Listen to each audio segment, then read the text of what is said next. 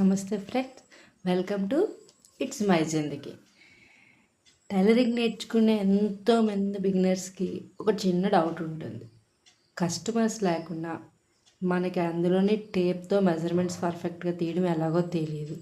అప్పుడు ఎలా మెజర్మెంట్స్ తీసుకోవాలి, మన దగ్గర కస్టమర్ లేకపోయినా, వాళ్ళ యొక్క మెజర్మెంట్స్ మన దగ్గర లేకపోయినా కూడా మనం ఈజీగా మన దగ్గర ఒక ఓల్డ్ బ్లౌజ్ ఉంటే చాలు, ఇటువంటిది దాని నుంచి ఈజీగా మెజర్మెంట్స్ తీసుకొని మనం కొత్త బ్లౌజ్ కుట్టచ్చు.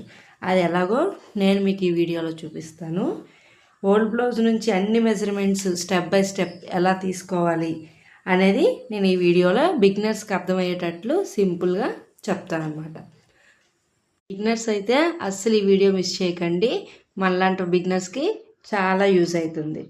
ఇప్పుడు మనకు మెయిన్ కావాల్సినవి ఇవన్నమాట. ఫస్ట్ ఒక ఓల్డ్ బ్లౌజ్ కావాలి, మెజర్ చేయడానికి ఒక టేప్ కావాలి, నెక్స్ట్ అవి మెజర్ చేసి నోట్ చేసుకోవడం పేపరు, ఒక పెన్ను కావాలన్నమాట.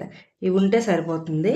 నెక్స్ట్ ఫస్ట్ వచ్చేసి బ్లౌజ్ యొక్క బ్యాక్ పార్ట్, అంటే ఫస్ట్ బ్లౌజ్ని నీట్గా సెట్ చేసుకోవాలి.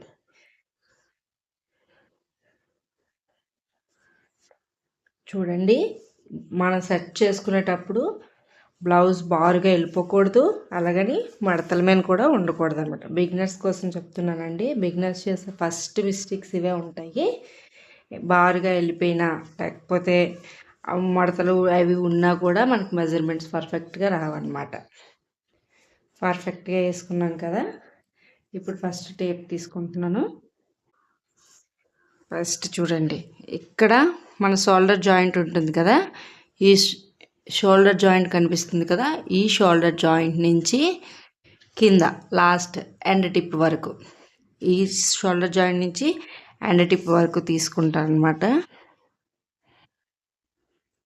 బ్లౌజ్ని మరీ సాగదీయకూడదు, అలాగని వదిలేయకూడదండి. చూడండి, నాకు ఇక్కడ 11.5 అంటే 11 పక్కన 2 గీతలు వచ్చిందనమాట. 11.5 వచ్చింది. ఫస్ట్ బ్యాక్ లెంత్ నోట్ చేసుకుందాం.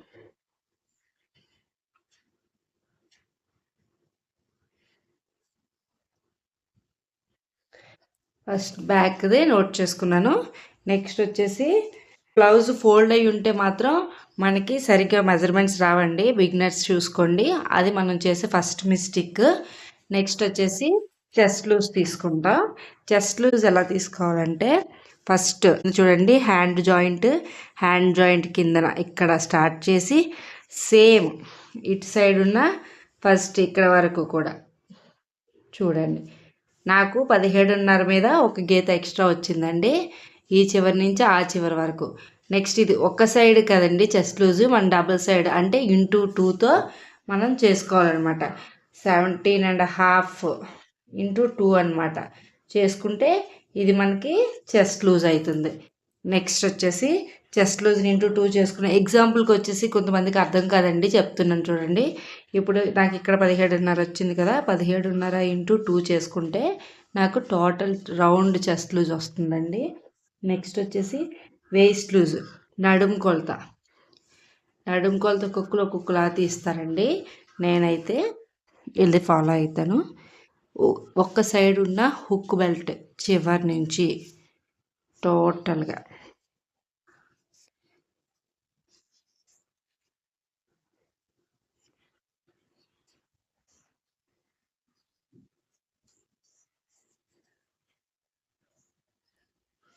ఇక్కడ మనం కాజాల్ బెల్ట్ని వదిలేస్తామండి, ఎందుకంటే కాజాల్ బెల్ట్ ఎక్స్ట్రా చేస్తాం కాబట్టి ఈ ఎక్స్ట్రాని వదిలేస్తున్నాను నేను.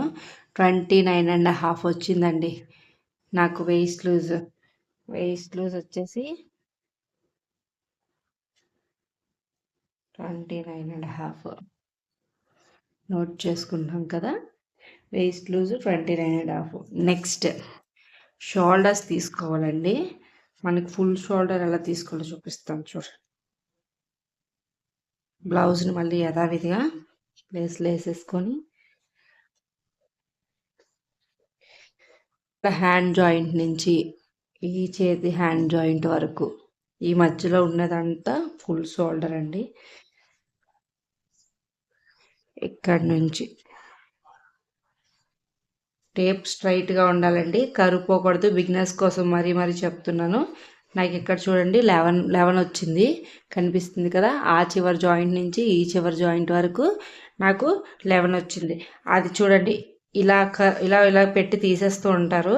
అలా అయితే చూడండి నాకు ఎంత వచ్చేస్తుందో. అలా రాకూడదు.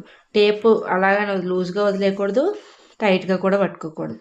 నాకు 11 బ్లౌజ్ని నీట్గా ఇలా పరుచుకోవాలండి.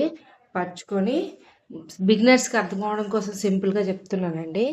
ఫస్ట్ వచ్చేసి ఇలా ఒక లైన్ కొట్టుకుంటాం.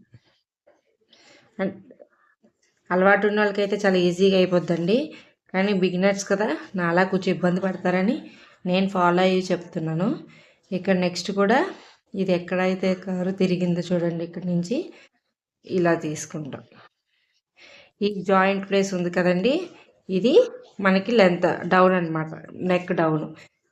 ఇక్కడ షోల్డర్ నుంచి కరెక్ట్గా పెట్టుకుంటే మనకి ఇక్కడికి వచ్చేసరికి 6.5 వచ్చిందండి back neck length.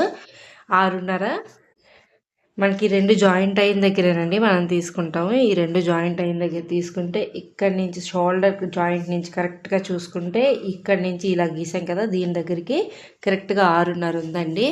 6.5 back neck length అనమాట. అలాగే సేమ్ ఇప్పుడైతే ఎలాగైతే తీసుకున్నామో ఫ్రంట్ కూడా అలానే తీసుకుంటామండి. బ్లౌజ్ ఫ్రంట్ వైపు మార్చుకుంటున్నాను.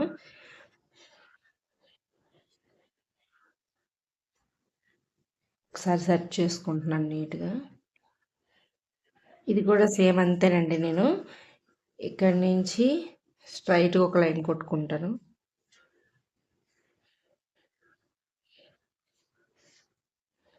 నెక్స్ట్ అదేవిధంగా ఇక్కడ కూడా కొడతానండి ఒక్క లైను.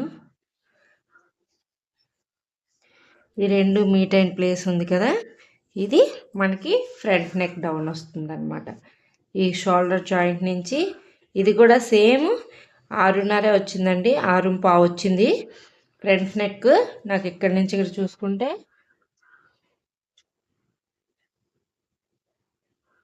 ఇది కొంచెం పెద్దవాళ్ళ బ్లౌజ్ కాబట్టి బ్యాక్ నెక్ కూడా పెద్ద డీప్ ఏం లేదండి. అదే కొంచెం డీప్ పెట్టుకునే వాళ్ళకైతే ఇంకా డౌన్కి ఇంకా కొంచెం ఎక్కువ బ్యాక్ నెక్ లెంత్ డౌన్ వస్తుంది.